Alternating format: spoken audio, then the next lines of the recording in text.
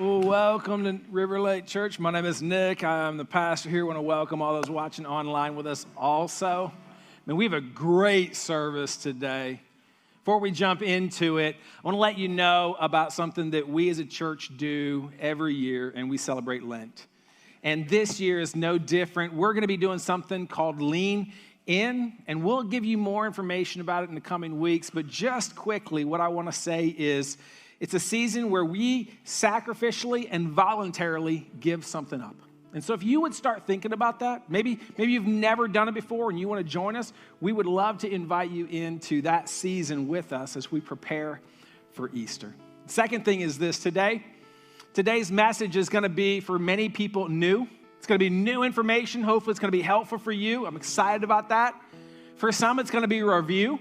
You've heard it before. You're like, man, didn't you do this every year? Yes, every year. Because at the end of the day, no matter whether it's new or it's a review, it's all true.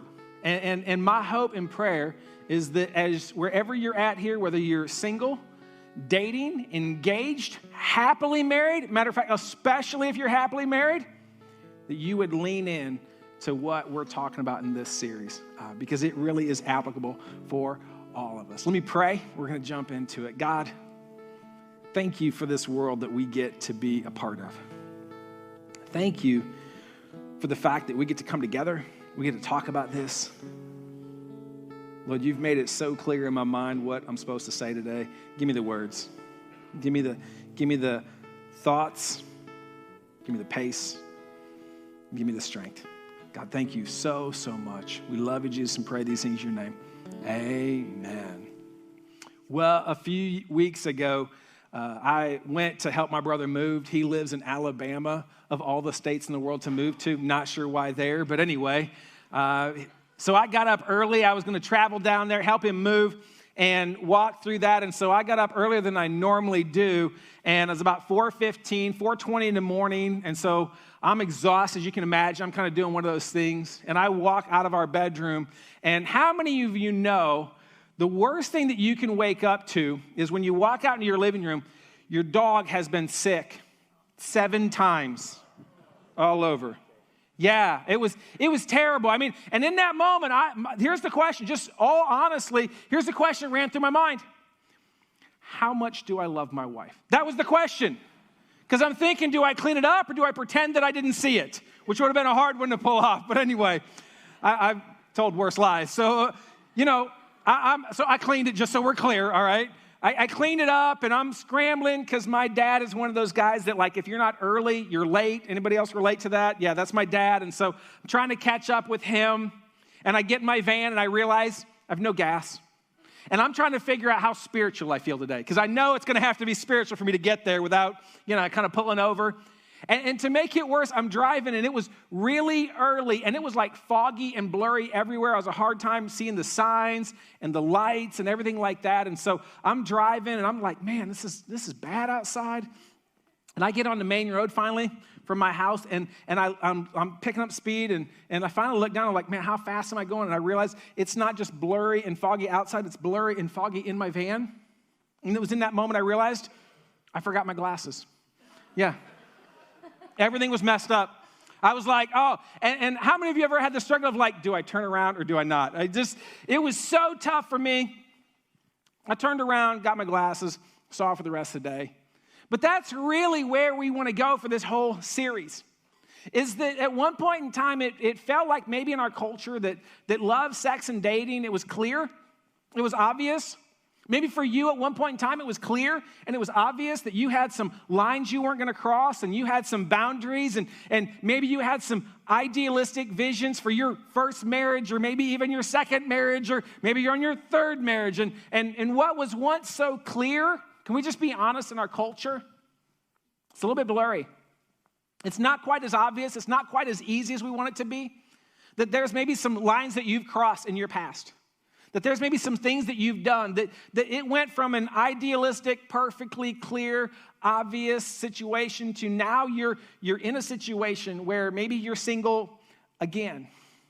Maybe you're on your second or third marriage. Maybe it didn't work out like you thought the first time. And so all of a sudden, it's a little bit blurrier than what it maybe once was at 8 or 9 when you were playing with dolls and you were dreaming of one day, someday it's going to be perfect.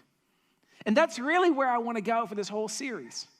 That what I've realized is that, you know what, love, sex, and dating, it's complicated, isn't it? It's messy. It's not quite as obvious and clean, cut, and dry as we want it to be. And so what happens is we've got some ideals in Scripture, and then we've got some reality in life, and then how do we make them blend? What does it look like to live with this kind of dual standards and dual world that we're in, and how do we navigate that? What does it look like? Well, the first thing that we've got to do is we've got to talk about, and it's one of my favorite things to talk about. I want to spend today talking to you about what happens from a chemistry, from a biology standpoint, when you fall in love.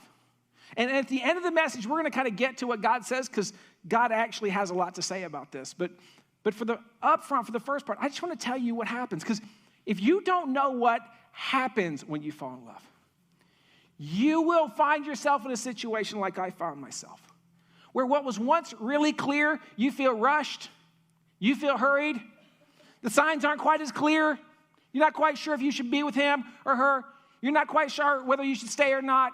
I mean, you stood on your wedding day and it was so clear and you were excited, and now it's just blurry. If you don't know what happens, it will have the potential to kind of derail your future and your life. And so I want to jump in. I want to tell you what happens to you, because there are 3 primary things that happen to you. Number 1 is this: drugs. How many of you like drugs? Good. Okay, that was a test. Good job. Y'all passed. That was great. First service, one person raised their hand. Guess who it was? My kid. That's right. Yeah. He's grounded, so it's all cool. Yeah. Now, drugs, here's the deal. Dopamine, endorphins, oxytocin. Dopamine is your pleasure center. It's the part of your brain that regulates pleasure.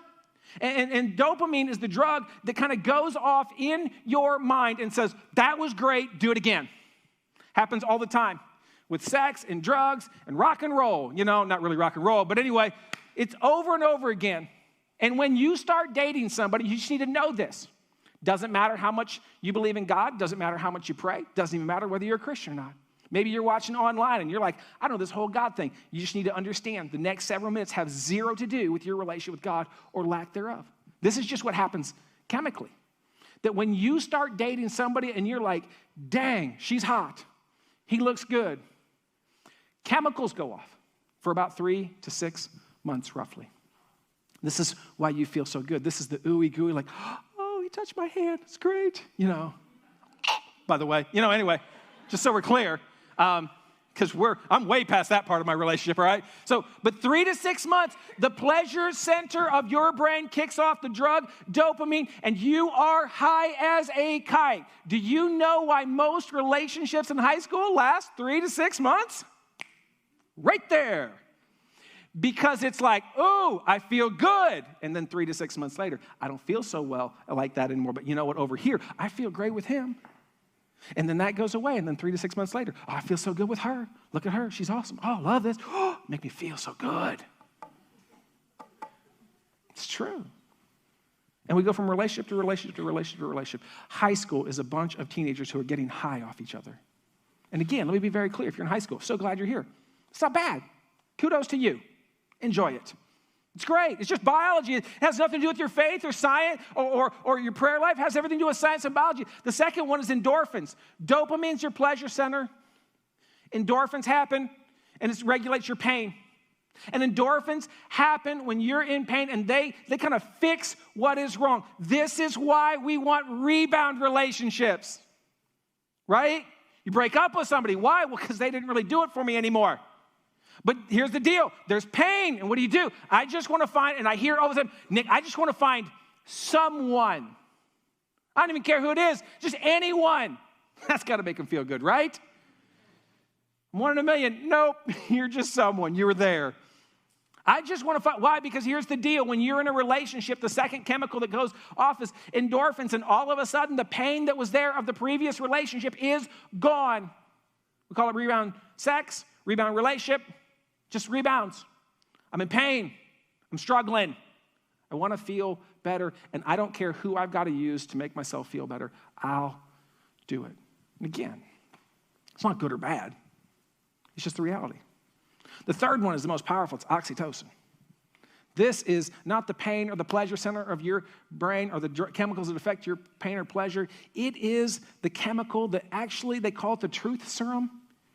It is so incredibly powerful in your brain, it can actually rewrite memories. This is the drug that they believe goes off after a woman gives birth. This is why, if you think about it logically, giving birth more than once makes no sense, doesn't it? It's one of the most traumatic events ever. You're like, there's blood, and it's nasty, and it's gross, and there's like stitches, and it's just gross, and there's goop everywhere, and everybody's screaming, and then they hand him the baby, and you're like, oh. The dude's still traumatized over there because he's got no oxytocin, okay? But the mom's like, this is great. And everybody else is going, you're high. That's exactly what it is. You're drugged up. It's exactly what happens, but here's the deal. The same chemical cocktail that goes off when you have a kid happens in a relationship. I will do marriage counseling, and people will tell me naively, they believe it, but naively, I don't know if I've ever really loved anybody as much as I love this person. To which I laugh and go, you have. You just don't know you're high. And this drug is so powerful, it will rewrite your brain. It will rewrite your memories. It's incredibly powerful. And again, none of this is bad. This is just life. This is just kind of what happens. This is what we all walk through, and it's neither good nor bad. It's morally neutral. But if you don't know what's going on, and you're in high school, or you're in college, or you're single, or you're dating somebody new after a divorce, you're going to be like, oh, I found the one. No, you just found someone. That's it. It's not anything spectacular. The second thing that goes off is this. Your hormone levels increase, and not the way that you would think. See, when a woman starts a relationship with a man, whether he knows they're in a relationship or not, that's a different sermon, okay? When a woman starts a relationship with a man, her testosterone level goes through the roof. She is aggressive sexually, physically, emotionally, and relationally like she will never be. This is why dudes are like, man, I met the coolest chick. Like, really, what? We have sex and play Halo. It's incredible. Like, dude, you got 6 months, okay? That's about it, all right?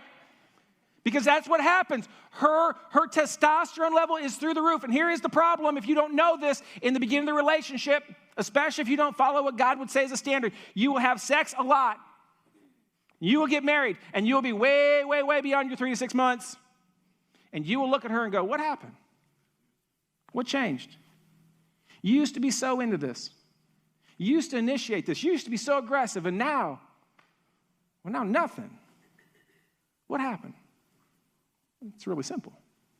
Biology happened. It's how you're wired. It's how you're made. And if you don't understand it, you will be fooled into thinking that she's the one, that he's the one. She's not. She's just a big dude. That's it, okay? That's all she is. Guys, don't laugh too much. You're a big girl, okay? That's all I'm going to say. You're a big girl. All right? Because here's the deal. When you get in a relationship, your estrogen level goes through the roof. This is why, ladies, just so we're clear, and I hope I don't bust a bubble for you, this is why when you're talking, you're like, I met the best guy. Really? Tell me about it. We talked and talked and talked and talked and talked and talked and talked. He's the best listener in the world. No, he's not. He's high. Just so we're clear. Seriously, most relationships, many relationships, you have what is called the talk. Like, we just stayed up all night talking. That'll never happen again, just so we're clear. All right? Seriously, you get a point in a relationship, and then early on it's like, you hang up, no, you hang up, no, you hang up. Most of us now are like, you hang up, done, all right, I'm gone. Peace out. That's all I needed. I was actually trying to get off the conversation anyway. But early on, his estrogen levels are through the roof. He is all about her. He'll carry her purse. He'll just look like a big girl. It'll be awesome, okay? You can paint his fingernails. It's great. And if you don't know this happens, you will get into your marriage and you will get into your relationship later, and you will sit back and think, what changed? You used to be so nice. We used to talk and talk and talk and talk. You used to call me all the time. Now you don't. You changed. No, he didn't change. No, she didn't change. They actually just became who they really were. That in the first 3 to 6 months, it's really kind of game of chance that you're rolling dice going, we'll see. The last one is the one, though, that causes the most regret and pain, because the first two you can kind of get past, but the last one is the thing that kind of connects them all, that actually is maybe the reason of your biggest regret and frustrations and pain and guilt and shame in your life. And it's this, your heart rate. They've done studies that show that when your heart rate goes over 120 beats per minute, your cognitive ability goes through the floor. That's a fancy way to say you're an idiot. That's just what it is. This is why in football, if you ever watch sports, and it can be other sports too, but I love football because so does Jesus, so we're going to talk about football. This is why in football you will have a quarterback. They will draft him number 1. Why? Because he looks great in practice, and he can make all the throws, and he's so awesome. And in all the practices, he is incredible. He's just throwing things. It's great, but here's the deal, and you have seen it, especially if you're a guy, you've watched this, you've thought this, the guy's in the game, right? And it's crunch time, and there are two 248-pound, ripped to shreds, can bench press my car dudes that are trying to kill that guy, okay? And they are right there, and they're yelling at him.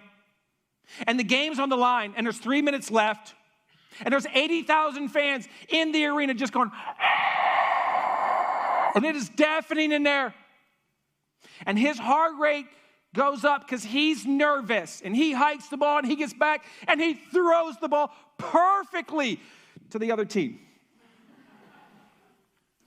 And everybody in the stadium will say the same thing. What was he thinking? The reality was he wasn't. He couldn't. He can't. Because studies have shown, when your heart rate goes up above 120 beats per minute, your cognitive ability goes down. Here is why that's important. Because there are stories in this room where at 11 o'clock in the morning, you were not going to cross a line. You were not going to have sex with him or her. You were not going to go to that party. You were not going to do that thing. You were not going to hang out with those people. But here is the deal. You were high and didn't know it. And then he showed up and you got excited. She showed up and held your hand, and your heart rate went up. And there's a whole lot in between, hi, how you doing, and let's get it on, isn't there? There's a lot. And a lot of it will get your heart rate up. And at 11 o'clock a.m., you had clear boundaries. Like, no way. But all of a sudden, it just got really fuzzy, right? And you woke up the next day. And you said, what was I thinking? That's not like me. I can't believe I did that. I can't believe I went there. I can't believe I let that happen to me. And this room is filled with compromises, filled with things that when we were younger were so clear, but are now blurry. And maybe some of you don't even still know why. I'm just telling you. If you don't know what happens biochemically in your mind, in your brain, in your heart, and in your body, you will make mistakes that you cannot undo, that you cannot go back on.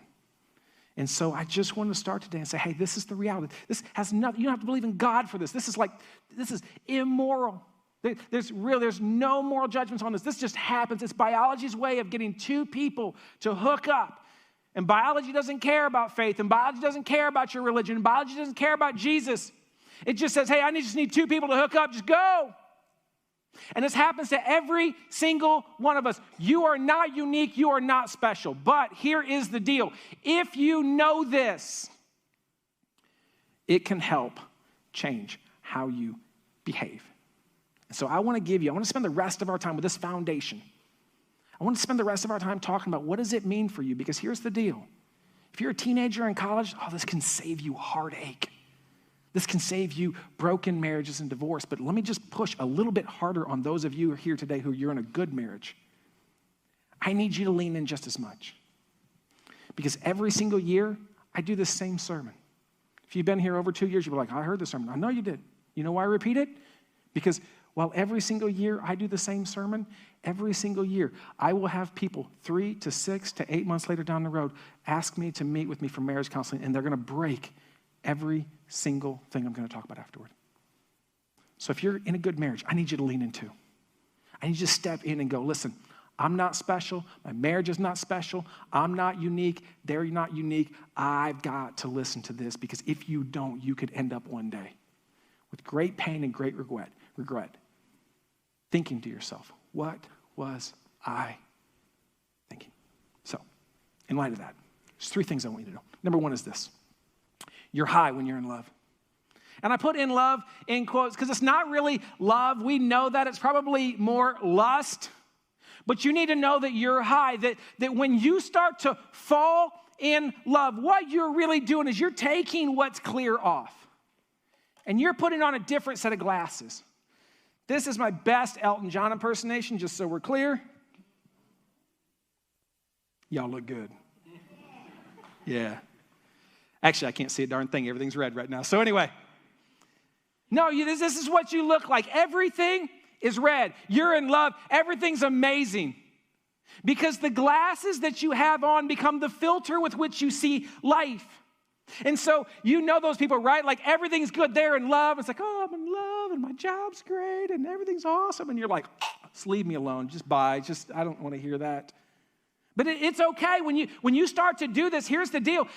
When you fall in love, you put on these glasses, and there's some stuff that you need to understand, and you need to know. The first is this. Being in love isn't bad. It's great. Stay here as long as possible. It's a great season, especially if you're young and in love, man. We're so glad you're here. Stay here. It's awesome. You just need to know it makes you blind. It's not bad. It just makes you blind. It's why you can look back and maybe you've got ex people that you used to date, or maybe you've got ex people that you used to marry, and you think to yourself, what did I see in them? The answer's simple. You saw only what you wanted to see. No more, no less. Because these are a filter. And when you have this on, when you're sitting there and you're going, oh, he's so dreamy. He's so amazing, dear diary. You're high. And everything looks great. It's kind of like bacon. Everything better with bacon. I don't know where that came from. Anyway, I do. I had a salad and I ate it with bacon. It was incredible. That's where it came from, actually. But some of you right now, here's the deal. You're in this situation, and you just need to understand. You just need to own it. It's not bad that you're in love. It's not bad that you're in that first part of the relationship. That's incredible. Stay there as long as possible, because if you never date anybody else, this is as good as it gets, okay? Just kidding. But here's what I want you to see. Point number 2 in this.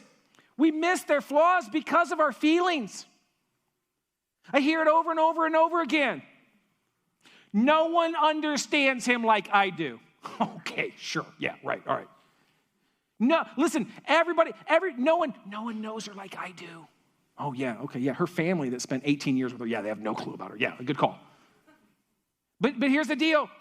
This filter, it can make you blind, and you can miss their flaws. If you're not careful, if you're in this season and you don't have the right people around you, I'm not saying break up with them. No, farthest from the truth. Probably should stay. I'm just saying you need to own it. You need to have a system around you to kind of help you see clearly. You need to own, I'm blind to their flaws. Why? Because I have such strong feelings. It's not bad. But every time that I talk about this, and maybe if you've got teenagers or whatever, maybe you've said, hey, I don't like you around him, or I don't like her, or whatever. Maybe you're here today and you're a teenager and that's what your parents are saying to you, whatever, and you've got all these excuses and they don't know him like I do, and, he's just misunderstood. No, he's a criminal. There's a difference, okay? He's got a record. No, it's not misunderstood. The judge understood clearly, actually. Here's what I want you to see. If you can't see what the people who love you the most and the people who've been with you the longest see, then you're blind, not them. I need some of you to own this. If you're here today and you're dating somebody and you have people who love you the most, like that's your mom or your dad, or it's a sister, or it's a really good friend and they love you the most, and they've been with you longer, okay? They're not in the first 6 months. They're not new. They've seen the ups and downs. If you have that, then you're blind, not them. And they're not trying to be mean. They just see clearly. You've got a filter, and it's called love, and it's an amazing gift. You just need to walk away from it, though. Because when you're in love, you're high as a kite. I love what Andy Stanley says about this. He says, your feelings are real. Your feelings are real. They just may not be reliable. I'm not trying to say that you're not in love. I'm not trying to say you don't love him or her. That's true. I'm just saying, can we just be honest? Sometimes our feelings aren't the most reliable. Like when I went to Wendy's the other day, my feelings told me triple pounder. That's what my feelings said, with bacon.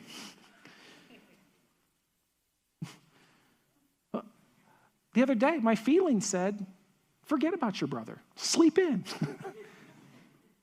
When I saw the dog mess over and over and over again, my feelings said, just leave. If you're being honest, come on. Your feelings fail you all the time. Matter of fact, most of your feelings fail you.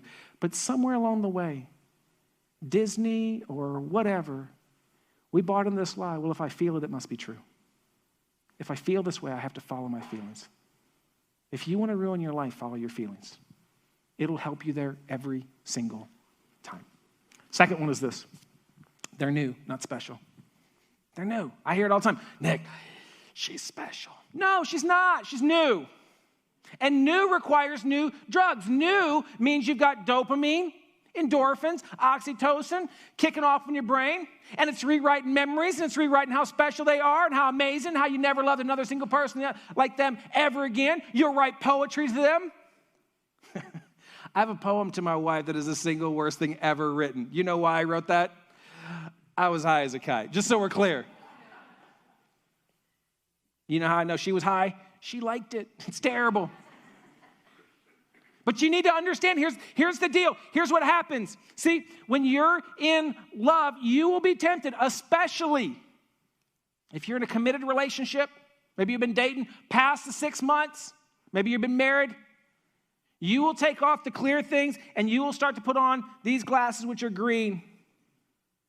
And green is about the grass is always greener over there. Many times, it's under the septic tank, but that's a different sermon, okay? And we do this. Here's what happens when you fall in love. You not only don't see their flaws, you start to notice, man, he treats her so well. Man, he's so lucky. She's so lucky. I wish my marriage was like that. I wish my wife treated me like that. I wish my boyfriend did that.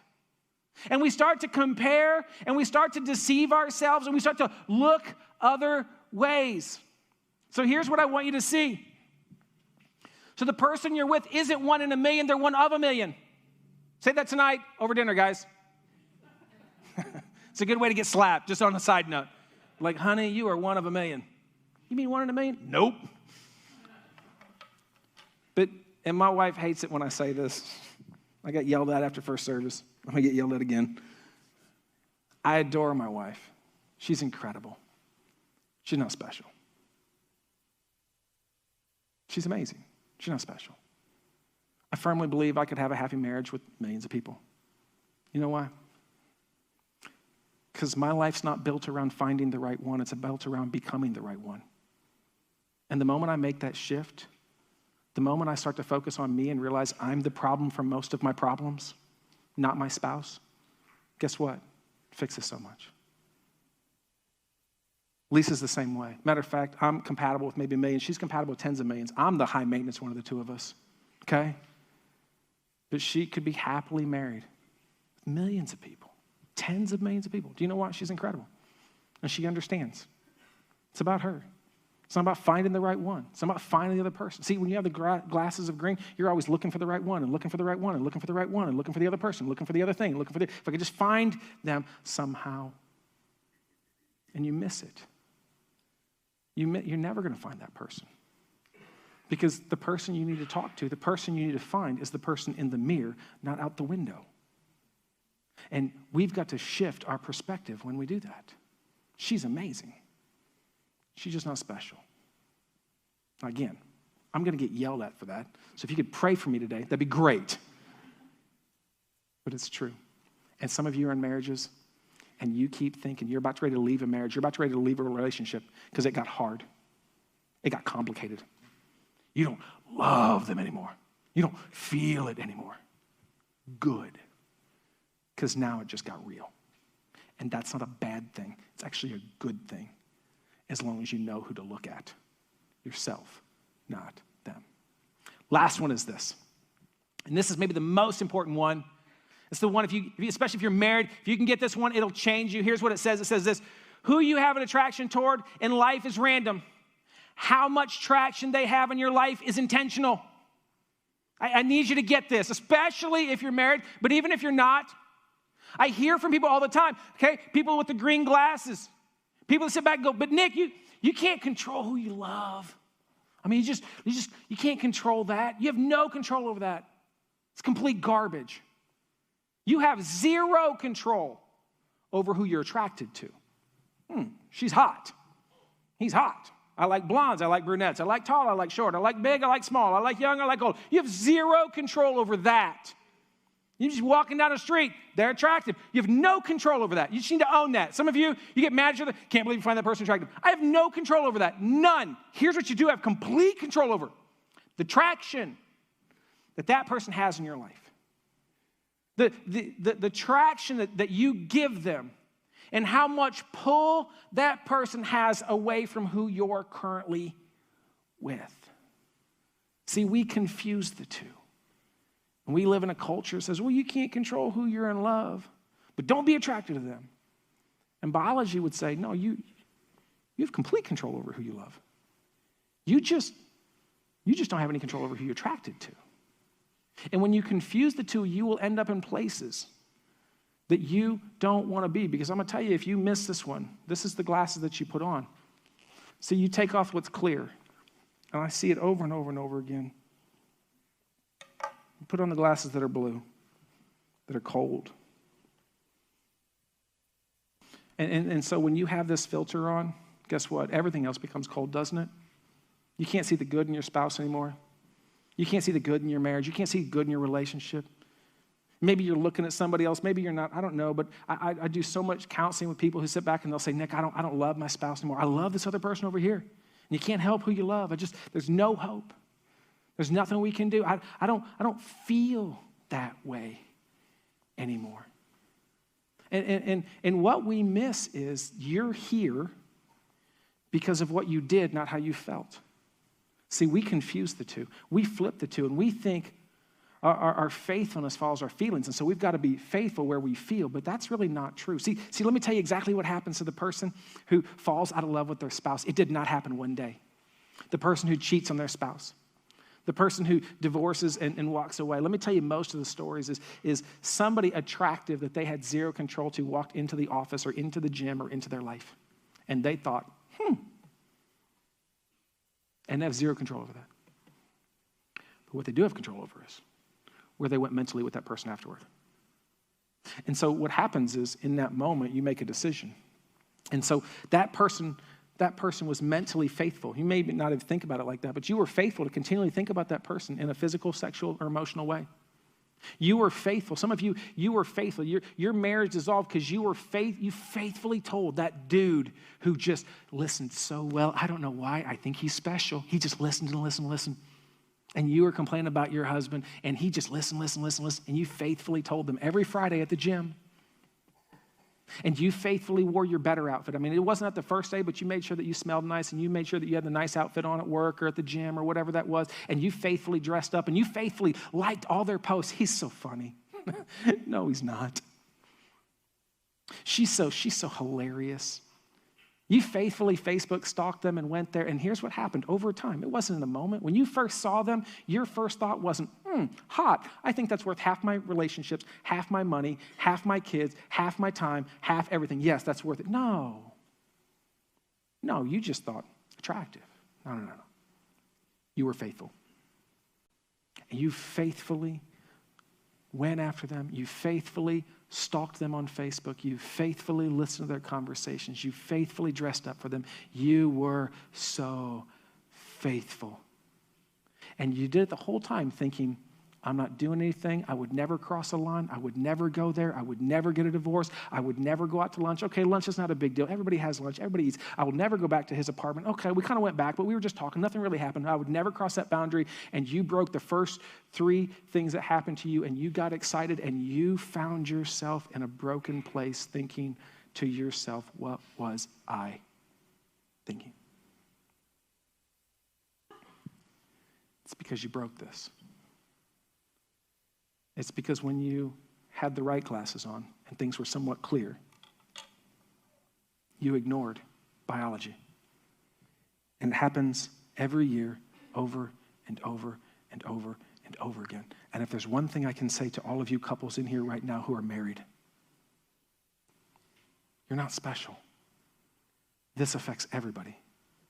And if you're here today and you're in a marriage, but you're lying to yourself thinking it's just a thought, it's just an image, it's just a website, it's just a relationship, it's just the secretary, it's just the gym, I would never, I'm just telling you, it's a matter of time because feelings always follow faithfulness. Every single time. That's just the reality. And I'd love to tell you, it doesn't. Just does. See, when people come to counseling and they complain about their spouses, they tell me about how bad they are, but here's what I want you to see. If you're here today and not in love with your spouse, it says more about what you haven't done than what they have. I need you to see that. If you don't feel a certain way towards somebody, it speaks volumes of what you have not done for them. Do you know why? Because in our culture says, I love somebody because of what they do for me. That's not true. You know that's not true. You love somebody because you were faithfully and you served them and you carried their bags, and when you were high, you did some other stuff too, and you didn't love them the first day. You just kind of liked them. They were just kind of hot. But you were faithful and you served them and you kind of did things, and you went to the mall and you listened to them. It's biology's way to get there. And one day, 3 to 6 months, maybe 8 months in, you went, I think I love them. Because that's how love works. You can't break it. It breaks you every single time. So let me just ask the question. If you were God and you made the world like this, if you were God and you kind of made biology because he's not up there going, whoa, what in the world? What would you say to a couple who's in trouble? What would you say to some teenagers who are maybe single or thinking about dating? What would you say to the person who's divorced and dating again or whatever that is? What would you say to the couple that feels betrayed and broken? What would you say to them? We have an incredible insight into it. Because Paul writes a passage, maybe a passage you even had at your wedding, that you didn't even think of, and he says it this way. Love is patient. Love is kind. It does not envy. It does not boast. It is not proud. It does not dishonor others. It is not self-seeking. It is not easily angered. It keeps no record of wrong. If we didn't even keep reading, you just did this, it would change your marriages. Let me just clarify. If you just did the last part, it would change your relationship. But some people in here, you've got a trump card, you know what I'm talking about? It's like every time they did something wrong and they did it and you owned it and they owned it. But every single time that they do something wrong or they're starting to win a fight, you just pull it out and go, at least I didn't do this. At least I didn't cheat. At least I didn't go there. At least I didn't look at that. At least I didn't drink that. At least I didn't get high. At least I didn't go off with so-and-so. Paul says, you want to know what love is? Love is not your feelings. It's your actions. And he goes on. It says, love does not delight in evil, but rejoices with the truth. I love this. It always protects. Well, what if they do? Doesn't matter. It always protects. Always trust. Yeah, but they cheated, and listen, it's been the 4th time, and you can't tell me that I got to trust that person because we have infidelity, or you know what? No. Paul was like, no. It always trust. You want to know what real love is? Not the fleeting, teenage, emotional, high and low lust. No. You want to know what love really is? It always trusts, always hopes, and then always perseveres. Some of you may be really close to walking away from something that God wants to bless abundantly. And you need to know that love, real love, always perseveres. Maybe you're watching online and you're broken. You need to understand it always perseveres. And I know you've got your excuses, and I know you got your very legitimate issues, and I know you got your problems and your complaints, and probably very real. If you were to tell me all of what they did to you, I would probably go, that's terrible. I'm just telling you what love really is. And then, as if to kind of culminate, he says this: love never fails. Ever. Never fails. Real love. Puppy dog, teenage, lust, that's based on emotions and passions and all kinds of stuff like that, yeah, that fails all the time. But love, real love's about an action. It's not about a feeling. The reason I cleaned up the garbage on the floor, it's not because I wanted to. It was not based on my feelings. Everything in me wanted to walk away. Love's an action. It's not a feeling. I love the song that we're singing that Chris introduced, Waymaker. There's this line in it: Waymaker, miracle worker, promise keeper, God of the promise, my God. Now I lost it. Okay, anyway, there's a great line in it. Chris is going to sing it in about 30 seconds, okay? You need to understand God's love never fails. It's never failed you. And if you can walk out of here today understanding it'll never fail in your relationship. And so today, as we kind of set this kind of groundwork, today's a setup, I get it. Next week, we're going to have new material. It's going to be awesome. I can't wait to kind of share it with you. But here's your next step as you walk through this. You need to understand something. Wherever you're at, you don't need to change your partner. Just change your patterns. You don't need to change your partner. For the most part, and there's always exceptions, okay? But for the most part, we sit back and go, I want to find a different person. I don't think this is working out. It's not about the person. It's about you. It's about the patterns you have. It's about the love that you communicate. It's about whether you're willing to serve them and love them, forgive them, cherish them. It's about hope and about perseverance. It's about so much more than your feelings. And so today, here's what I want to encourage you to do. Did you leave today if you're with somebody? If you're alone, this would be weird. You can ask it, but it'd be weird. If you're alone, I want you to, as you're driving home, ask your spouse, significant other, person you're dating, I don't know. Hey, I got to do this because the pastor told me to. What's one thing I can do to serve you? What's one way I don't serve you right now that you wish I did? Just let them talk. And then do it. Don't be like, no. Don't do that. But seriously, do you love them? Because if you do, serve them. And here's what I want you to see. No matter where you're at, no matter how cold you feel, no matter whether you got the red, the green, or the blue glasses on, or maybe you're in a good place where you got these on. I don't know where you're at. No matter where you're at, I want you to know that there's hope because love never fails. Because it was never based on your partner. It's based on the patterns. And you're in complete control of the patterns. So this week, would you just serve them a little bit more? Would you love them a little bit differently? Encourage them? And maybe ask the question, what's one way? What's one thing I can do to love you? If you do that, it will change your marriage. Not immediately, but over time. I've seen it over and over and over again. Would you stand with me? Let me pray for you. We'll get you out of here.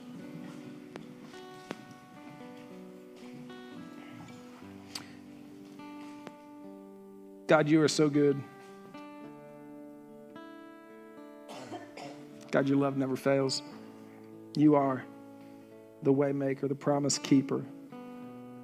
So God, help us take that love, that passion that you show to us and help us live that out in our relationships. Help us be who we're called to be. Help us serve the people around us and help us really love them. To not walk away from what you've blessed because we're blind. Thank you for your grace. Thank you for your mercy. We love you and thank you. Amen. Last thing really quickly. Hey, I get this is touchy, be emotions. Here's what I want to say. We got a whole team of people that would love to pray with you, talk with you about some next steps. with God or with each other, we got a care team that'll meet right over there. If you'd love to talk to us, they would love to talk to you. God bless. We'll see you next Sunday.